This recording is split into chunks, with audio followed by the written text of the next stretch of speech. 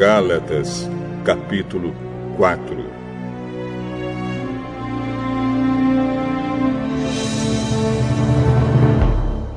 Digo mais isto: enquanto é menor de idade, o filho que vai herdar a propriedade do pai é tratado como escravo, mesmo sendo de fato o dono de tudo. Enquanto é menor, há pessoas que tomam conta dele e cuidam dos seus negócios até o tempo marcado pelo pai. Assim também nós, antes de ficarmos adultos espiritualmente, fomos escravos dos poderes espirituais que dominam o mundo. Mas, quando chegou o tempo certo, Deus enviou o seu próprio Filho, que veio como filho de mãe humana e viveu debaixo da lei para libertar os que estavam debaixo da lei, a fim de que nós pudéssemos nos tornar filhos de Deus. E para mostrar que vocês são seus filhos, Deus enviou o Espírito do seu Filho ao nosso coração, o Espírito que exclama: Pai, meu Pai. Assim vocês não são mais escravos, vocês são filhos. E já que são filhos, Deus lhes dará tudo o que Ele tem para dar aos seus filhos. No passado vocês não conheciam a Deus e por isso eram escravos de deuses que de fato não são deuses. Mas agora que vocês conhecem a Deus, ou melhor, agora que Deus os conhece, como é que vocês querem voltar para aqueles poderes espirituais fracos e sem valor? Por que querem se tornar escravos deles outra vez? Por que dão tanta importância a certos dias, meses, estações e anos? Estou muito preocupado com vocês. Será que todo o trabalho que tive com vocês não valeu nada? Meus irmãos, peço que sejam como eu. Afinal, eu sou como vocês, e vocês não me ofenderam em nada. Lembram por que foi que lhes anunciei pela primeira vez o Evangelho? Foi porque eu estava doente. Mas vocês não me desprezaram, nem me rejeitaram, embora o meu estado de saúde fosse uma dura prova para vocês. Pelo contrário, vocês me receberam como se eu fosse um anjo de Deus, ou mesmo como se eu fosse Cristo Jesus. E como vocês estavam felizes, eu posso afirmar que, se pudessem, vocês teriam arrancado seus próprios olhos para me dar. O que foi que aconteceu? Será que agora, por ter dito a verdade, eu me tornei inimigo de vocês? Esses homens mostram grande interesse por vocês, mas a intenção deles não é boa. O que eles querem é separar vocês de mim, para que vocês sintam por eles o mesmo interesse que eles sentem por vocês. É bom vocês terem um interesse sincero sempre, e não somente quando estou com vocês. Meus queridos filhos, eu estou sofrendo por vocês como uma mulher que tem dores de parto. E continuarei sofrendo até que Cristo esteja vivendo em vocês. Como eu gostaria de estar aí agora, para poder falar com vocês de modo diferente. Estou muito preocupado com vocês. Vocês querem estar debaixo da lei? Me digam uma coisa. Vocês não estão ouvindo o que a lei diz? Ela diz que Abraão teve 2 filhos. Um de uma escrava, Agar, e outro de uma mulher livre, Sara. O filho da escrava foi gerado como todas as crianças são geradas. Mas o filho da mulher livre foi gerado por causa da promessa de Deus. Isto serve como um símbolo. As duas mulheres representam as duas alianças. Uma aliança é a do Monte Sinai e está representada por Agar. Os que são dessa aliança nascem escravos. Pois Agar representa o Monte Sinai na Arábia, e Agar é o símbolo da Jerusalém atual, que é escrava com todo o seu povo. Mas a Jerusalém celestial é livre, e ela é a nossa mãe. Pois as Escrituras Sagradas dizem: você, mulher que nunca teve filhos, fique alegre. Você que nunca sentiu dores de parto, grite de alegria. Pois a mulher abandonada terá mais filhos do que a que mora com o marido. Meus irmãos, vocês são como Isaac. São filhos de Deus por causa da promessa divina. Naquela época, o filho que havia sido gerado, como todas as crianças são geradas, perseguiu o que havia sido gerado por causa do Espírito de Deus. E a mesma coisa está acontecendo agora. Mas o que é que as Escrituras Sagradas dizem? Elas dizem: mande embora a escrava e o filho dela, pois o filho da escrava não herdará a propriedade do pai, junto com o filho da mulher livre. Portanto, meus irmãos, nós não somos filhos de uma escrava, mas de uma mulher livre.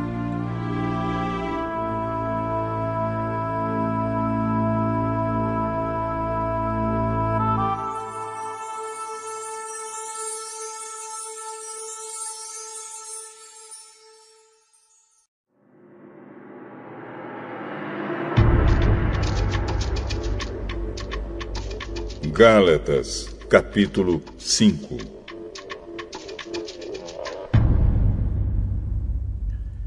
Cristo nos libertou para que nós sejamos realmente livres.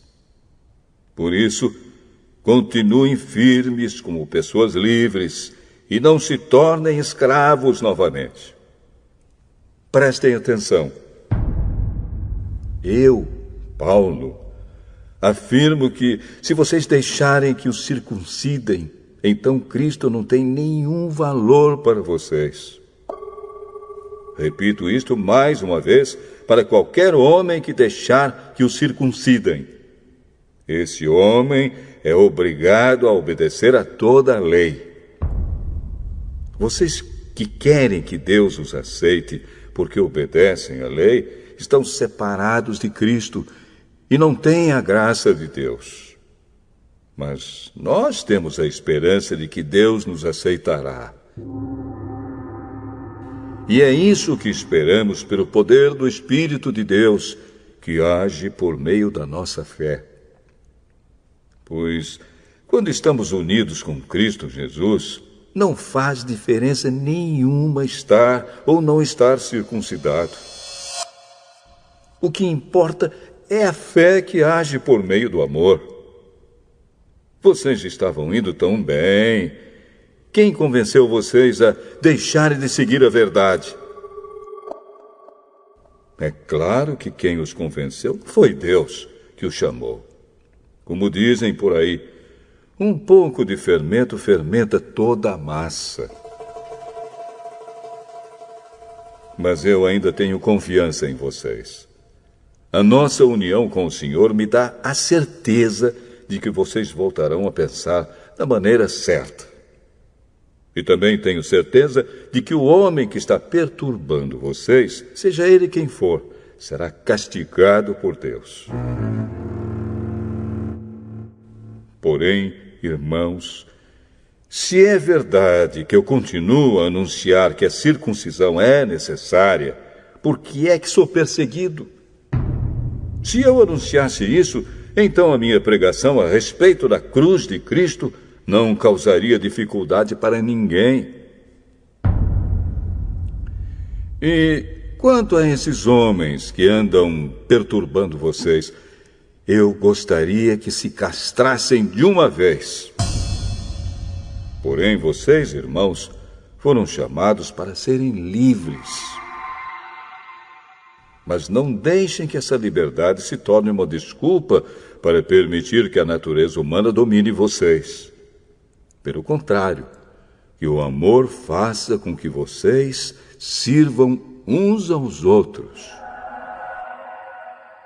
Pois a lei inteira se resume em um mandamento só: ame os outros como você ama a você mesmo. Mas, se vocês agem como animais selvagens, ferindo e prejudicando uns aos outros, então cuidado para não acabarem se matando. Quero dizer a vocês o seguinte: deixem que o Espírito de Deus dirija a vida de vocês e não obedeçam aos desejos da natureza humana.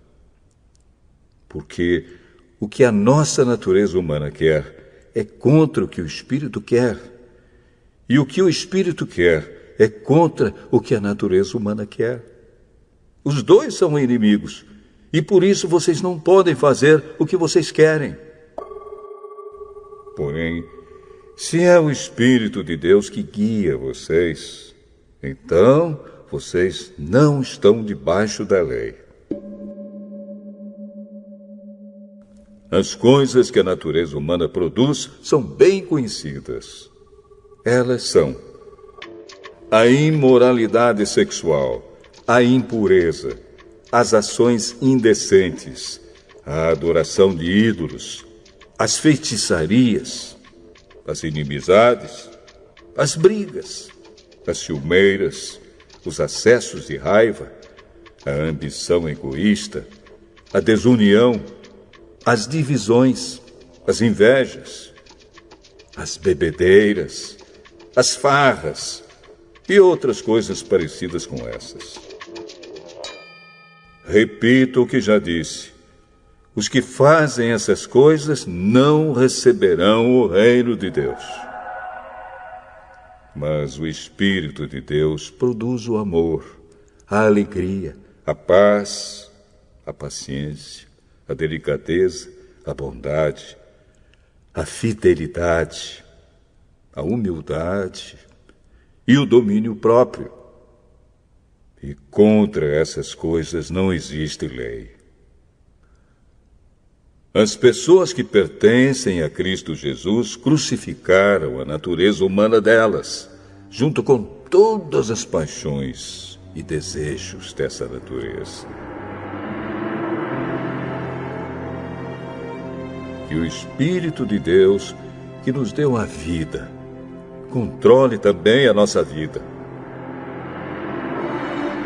Nós não devemos ser orgulhosos, nem provocar ninguém, nem ter inveja uns dos outros.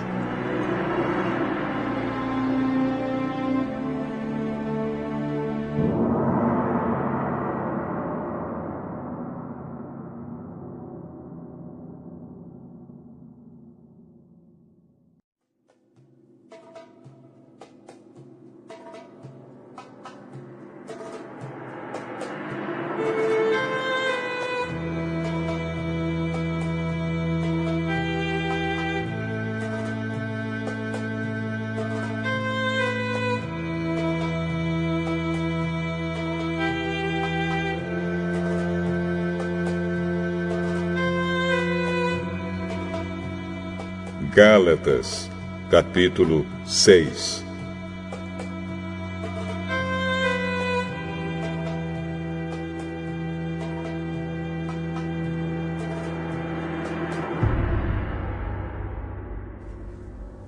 Meus irmãos, se alguém for apanhado em alguma falta, vocês que são espirituais devem ajudar essa pessoa a se corrigir. Mas façam isso com humildade e tenham cuidado para que vocês não sejam tentados também. Ajudem uns aos outros, e assim vocês estarão obedecendo à lei de Cristo. A pessoa que pensa que é importante, quando de fato não é, está enganando a si mesma. Que cada pessoa examine o seu próprio modo de agir. Se ele for bom, então a pessoa pode se orgulhar do que fez, sem precisar comparar o seu modo de agir com o dos outros. Porque cada pessoa deve carregar a sua própria carga. A pessoa que está aprendendo o Evangelho de Cristo deve repartir todas as suas coisas boas com quem a estiver ensinando. Não se enganem. Ninguém zomba de Deus. O que uma pessoa plantar, é isso mesmo que colherá. Se plantar no terreno da sua natureza humana, desse terreno colherá a morte.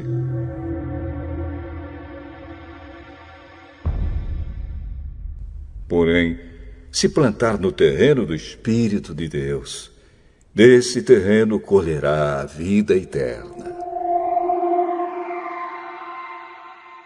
Não nos cansemos de fazer o bem, pois, se não desanimarmos, chegará o tempo certo em que faremos a colheita. Portanto, sempre que pudermos, devemos fazer o bem a todos, especialmente aos que fazem parte da nossa família na fé. Vejam as letras grandes que estou escrevendo com a minha própria mão. Os que estão forçando vocês a se circuncidarem são pessoas que querem ficar orgulhosas de coisas de pouca importância. Eles fazem isso somente para não serem perseguidos por causa da cruz de Cristo. Pois nem mesmo os que praticam a circuncisão obedecem à lei. Porém, eles querem que vocês se circuncidem para que eles possam se gabar de terem colocado o sinal da circuncisão no corpo de vocês. Mas eu me orgulharei somente da cruz do nosso Senhor Jesus Cristo. Pois, por meio da cruz, o mundo está morto para mim e eu estou morto para o mundo. Não faz nenhuma diferença se o homem é circuncidado ou não. O importante é que ele seja uma nova pessoa. E, para todos os que seguem essa regra na sua vida, que a paz e a misericórdia estejam com eles e com todo o povo de Deus. Para terminar, que mais ninguém crie dificuldades para mim, pois as marcas no meu corpo mostram que sou escravo de Jesus. Que a graça do nosso Senhor Jesus Cristo esteja com todos vocês, meus irmãos. Amém.